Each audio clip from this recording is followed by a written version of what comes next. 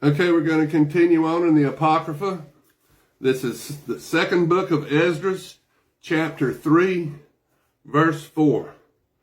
O sovereign Lord, was it not you who in the beginning, when you formed the earth, and all along too, spoke and commanded the dust, and it gave you Adam a dead body? But he was both himself a formation of your hands, and you breathed into him the breath of life.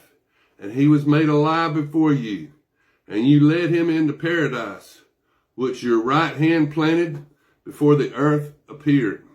And you enjoyed upon him one concern, and he transgressed it. And you immediately obtained death for him and his peoples, and there sprang from him nations and tribes and peoples and clans without number. And every nation followed its own will and behaved wickedly in your sight. And you did not hinder them. But again, in time, you brought the flood upon the inhabitants of the world and destroyed them. And the same fate befell them as Adam experienced death.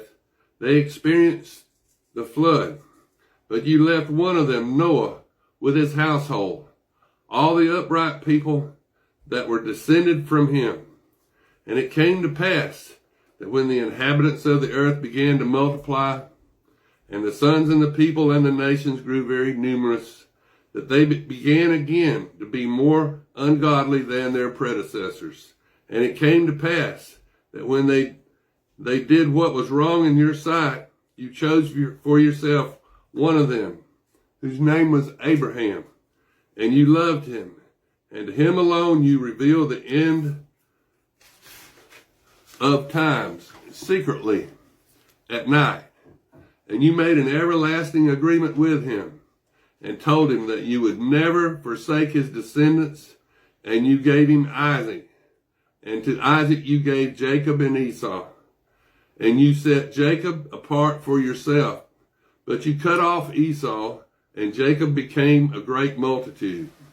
And it came to pass, when you led his descendants out of Egypt, that you brought them to Mount Sinai, and you bent the heavens, and shook the earth, and moved the universe, and made the deeps tremble, and disturbed the world.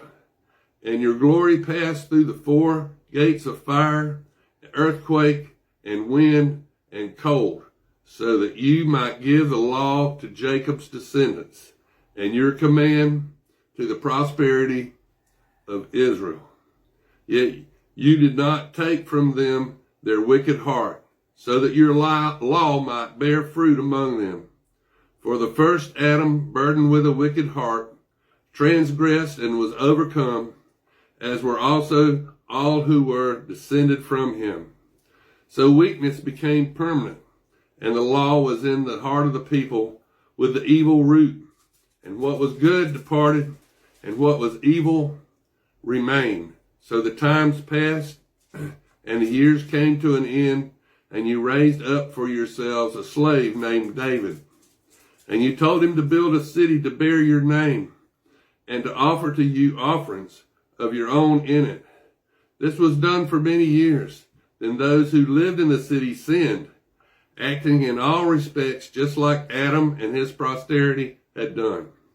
For they too had the wicked heart, and you delivered your city into the hands of your enemies. Then I said to myself, do those who live in Babylon do any better? And is it on this account that she has conquered Zion? For it came to pass, when I had come here, that I saw acts of ungodliness without number. And in this 30th year my soul saw many sinning, and my heart sank. For I have now seen how you bear with them when they sin, and have spared those who act quickly, and have destroyed your people, and preserved your enemies, and you have not shown anyone at all how this way should be given up. Does Babylon do better deeds than Zion? Or has any other nation known you except Israel? Or what tribes have believed your agreements like those of Jacob? Yet their reward has not appeared, and their labor has not borne fruit. For I have gone all about the nations, and I have seen them abounding in wealth, yet mindful unmindful of your commandments. Now, therefore weigh our iniquities and those of the inhabitants of the world on the scales, and which way the movement of the pointer turns will be found out. Or when do the inhabitants of the earth not sin in your sight? Or what nation has kept your commandments so well? You will find names of men who have kept your commandments, but you will not find nations. And the angels who had been sent to me, whose name was Uriel, answered and said to me, your mind has utterly failed in this world, and do you expect to understand the way of the Most High? And I said, yes, my Lord. And he answered me and said, I was sent to show you 3 ways and to set 3 figures before you. If you can solve one of these for me, I will show you the way you want to see and teach why your heart is wicked. And I said, go on, my Lord. And he said to me, come, weigh me the weight of fire, or measure me a measure of wind, or call back for me the day that is past. And I answered and I said, who that is born can do that you should ask such things of me? And he said to me, if I had asked you how many dwellings are there in the heart of the sea, or how many streams at the source of the deep, or how many ways above the firmament, or what are the ways of leaving paradise? Perhaps you would said to me, I have never gone down into the deep, nor into Hades, or have I climbed up into the heavens. But now I have asked you about fire and wind and the day, and through all these which you have passed, and without which you cannot live, you have given me no answer about them. And he said to me, your own things that grow up with you, you cannot understand. And how can your frame grasp the way of the Most High, or one already worn out by the corrupt world, understanding in corruption?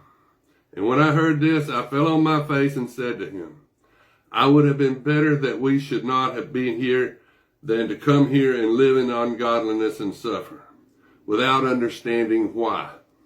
And he answered me and said, I went to a forest of trees of the field, and they took counsel and said, come, let us go and make war on the sea, so that it may retire before us, and we may make more forest for us. In the like manner, the waves of the sea themselves also took counsel and said, come, let us go up and conquer the forest of the field, so that we may win ourselves more territory. And the thought of the forest was in the vein, for the fire came and consumed it.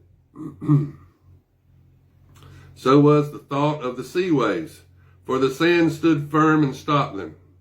Now if you were the judge, which of them would you have understood, untaken to justify, which is condemned?